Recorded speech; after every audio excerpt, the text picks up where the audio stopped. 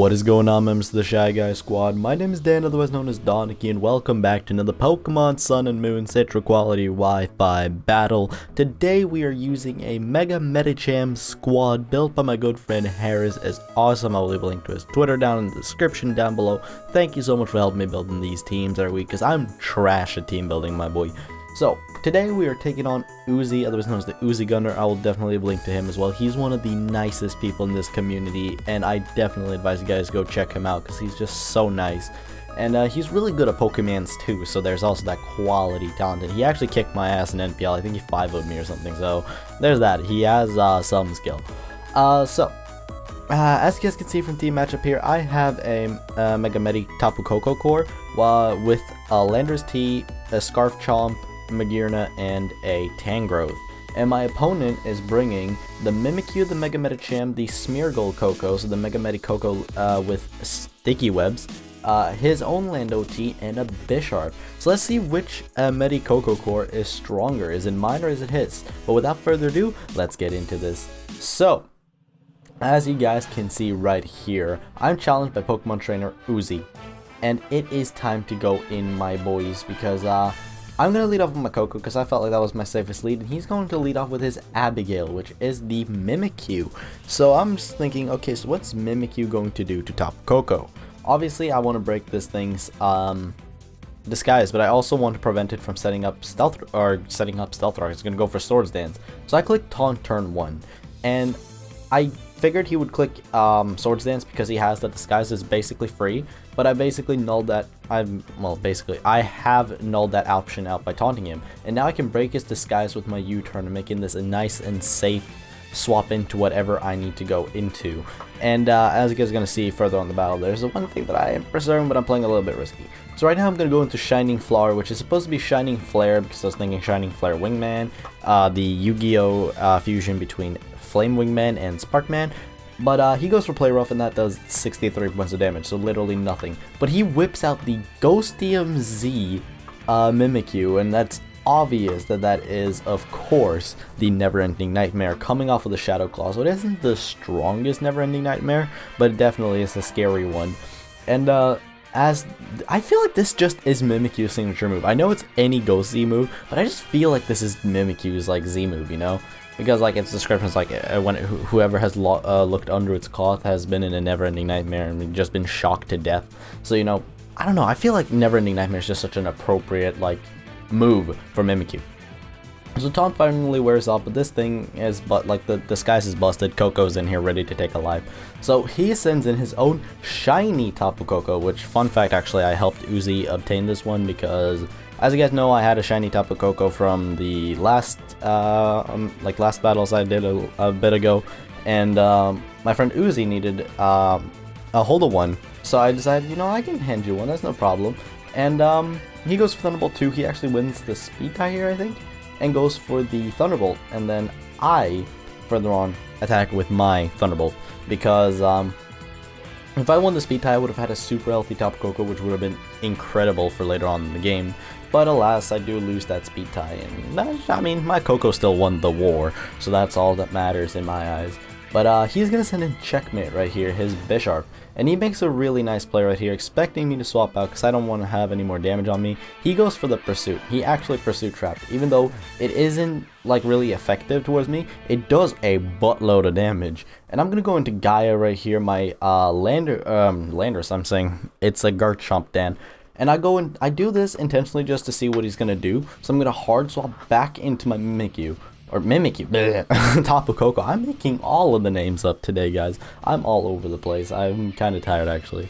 But I figured he would swap out his thingamajig and go. I didn't expect him to go into Abigail. I actually thought he would go into Lando, so I would get a bit of an edge on that thing.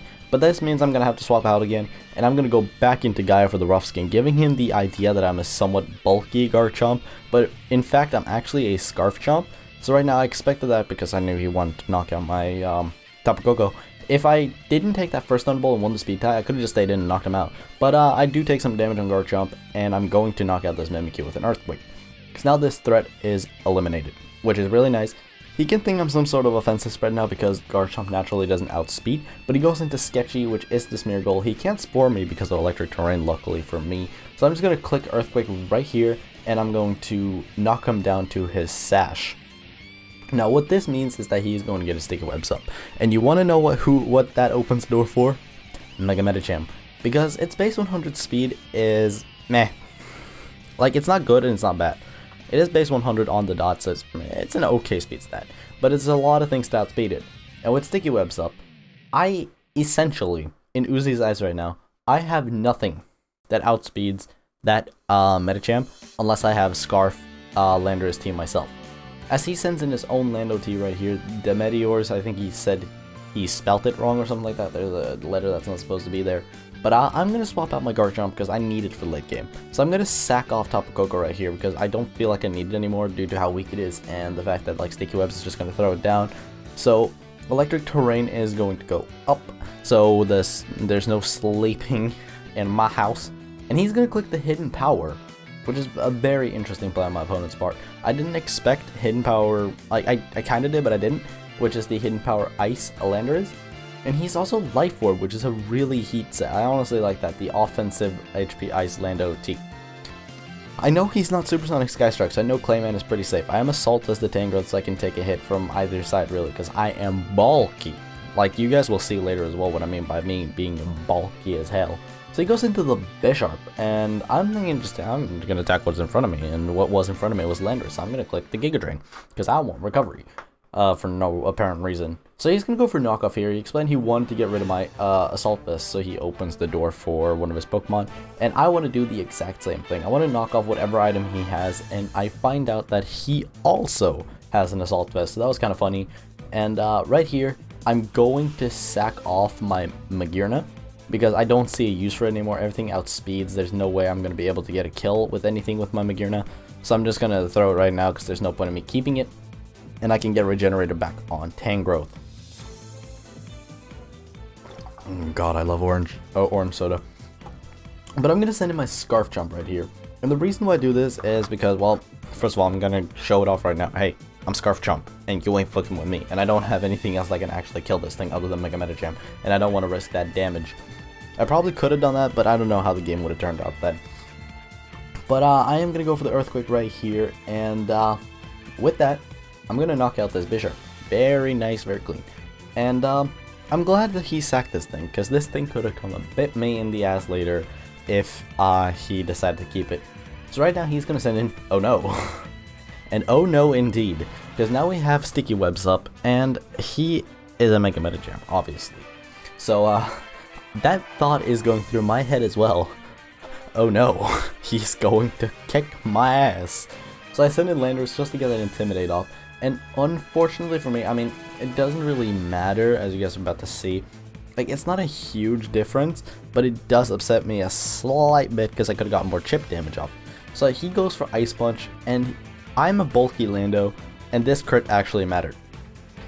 At -1, he cannot normally, under normal circumstances, he cannot Oko me at -1. But, because he got the crit, my Lando drops, which is unfortunate, but I do have Scarf Jump, which does outspeed Mega Medi naturally. So that is very, very good. Now, what he is going to do, he's going to pull a Withdrawal back into his Landorus, and I'm going to click Outrage. And why that HP Ice on Koko mattered so much now is because a low roll on this, a low roll on the Outrage is actually 45%. And considering he went for a Life Orb HP Ice, that brings him from 100 to 90, and that makes Outrage a guaranteed 2-hit KO. So that's really, really nice. So he goes back into Mega Medicham now, which is his last Pokemon, and he's going to go for Fake Out. Which is okay, that's fine. I mean, he pops me out of my Outrage, gets more Rough Skin damage, which would have been even less if he didn't knock out my, Landorus, but that's whatever. So, I'm confused due to fatigue. I'm gonna go out, because I need to keep Garchomp. I can't hit myself, because if I do, I just lose. So I'm gonna pull out into Clayman, my Tangrowth. I don't know why I called it Clayman. I was like, yeah, it's bulky, and Clayman is like, you know, the defensive elemental hero, so why not? So he goes for the high jump kick, and you know, look at Clayman. He took it. considering that he took it, that's drinking it for Tangrowth. He actually took it. So the Ice Punch goes off, and Clayman just drops, which is unfortunate. But this, of course, opens the door again for Gaiama Garchomp, which can just come in here and click whatever. I think I clicked Outrage, and that is going to take out the Mega Medicham. So that is going to be good game to my friend Uzi. If you guys enjoyed this Wi-Fi battle, be sure to leave a like, as your support is greatly appreciated. And with that being said, I hope to see all of you guys in the next video. Bye!